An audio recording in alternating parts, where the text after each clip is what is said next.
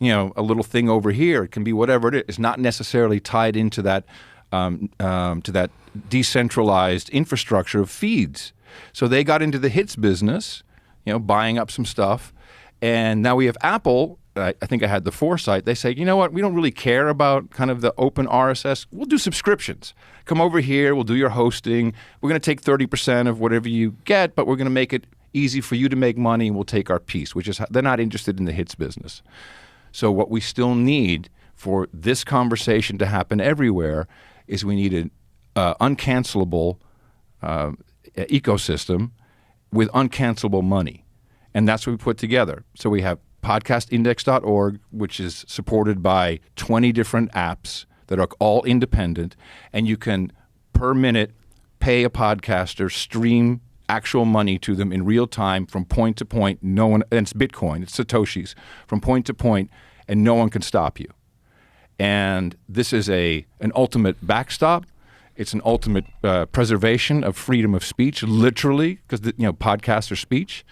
And we're transforming this whole idea into the next generation of how people will price and pay for entertainment. And that's music, it's video, it's everything. As podcasts get bigger, there does become this problem where advertisers become a primary. They become a giant part of the system. Yeah, that's not compatible with podcasting 2.0. It's not compatible with free speech.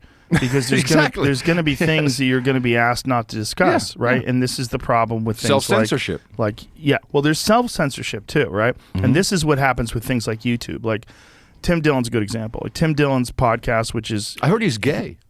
I heard that too. Which is... It's an amazing podcast because he does it all. Most of them. He has Glenn Greenwald. He was at the Bitcoin 2021 conference. Yes. Yeah, I was there. He just rants. He has his producer Ben who sits next to him, and he puts sunglasses on and goes onto these fucking wild, crazy rants. And YouTube demonetizes somewhere in the neighborhood of half of his podcasts. Now, that if you were a person that wanted to maximize your profit, you would say, hey, what am I talking about that makes you demonetize me? Well, you know what? Every time you bring up ivermectin, we have a real problem with that, and we'd like you to not bring that up. Okay, that's off the list. I want to make that money. What else? What are the other subjects? Oh, well, you're talking about censorship and social media, and that makes us look bad. We don't like that. So stop talking shit about YouTube. Sure. Okay, well, let's clear that off the table. It's so really you have bad. Self-censorship. It's really bad for YouTube's overall product because people are self-censoring themselves all the time. It's not, though, because they have such a monopoly.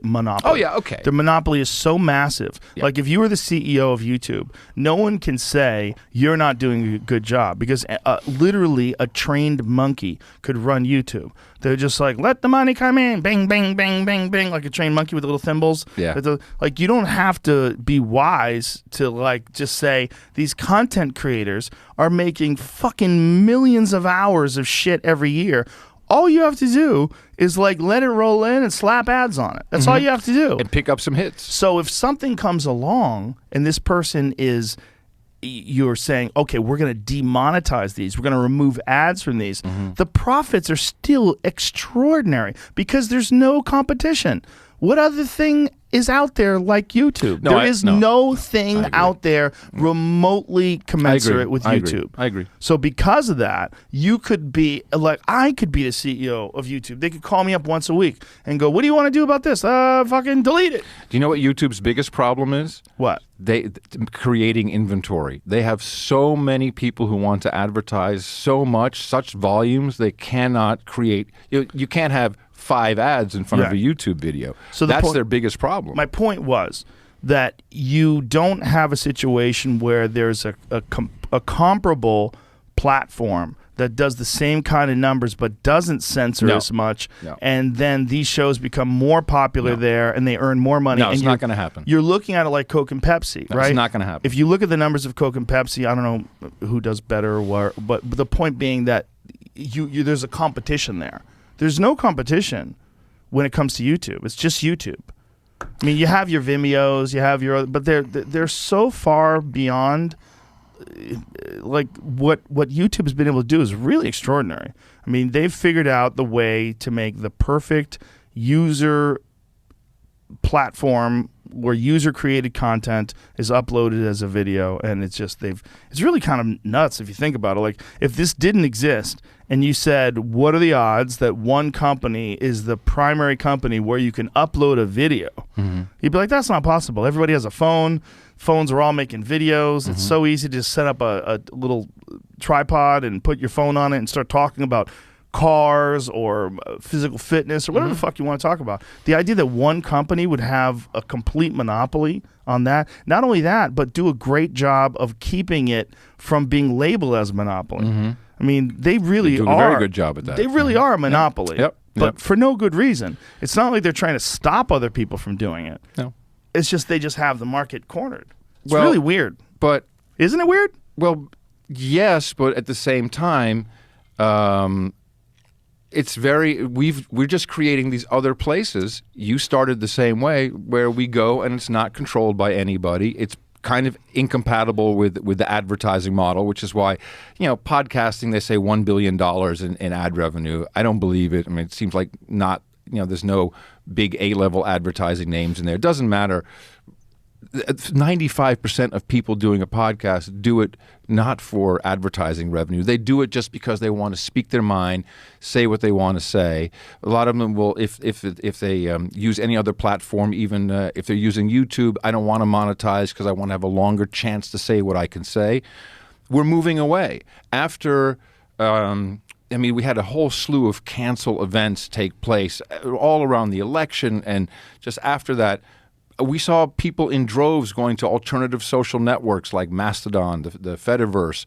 Wait a minute, I didn't even know about these. Mastodon? Never heard. Have you know about Mastodon? Okay, Mastodon this has been around for a long time. It's a social network that I think was originally known as GNU Chat, GNU Chat. Okay, so it's a Linux-based GNU thing? Social. It's not about Linux. It was Linux software that created. Okay. Yeah, or open source. I should say. Oh, that'd be Stallman would kill me. It's open source software, really free open source software, and they created this. Let's just call it a Twitter clone. Everything Twitter does, but without the algorithms built into it, and you can connect through something called the Fediverse. And you spell them with a T or a D? D. Federation. Okay. The Fediverse. I'm sorry. And you do that through something called ActivityPub, which is really the system that makes it really decentralizes everything. It's kind of like a peer-to-peer network, and you get the information. Can I stop you for a second? A lot like Bitcoin, yeah. You really are a super dork. I know.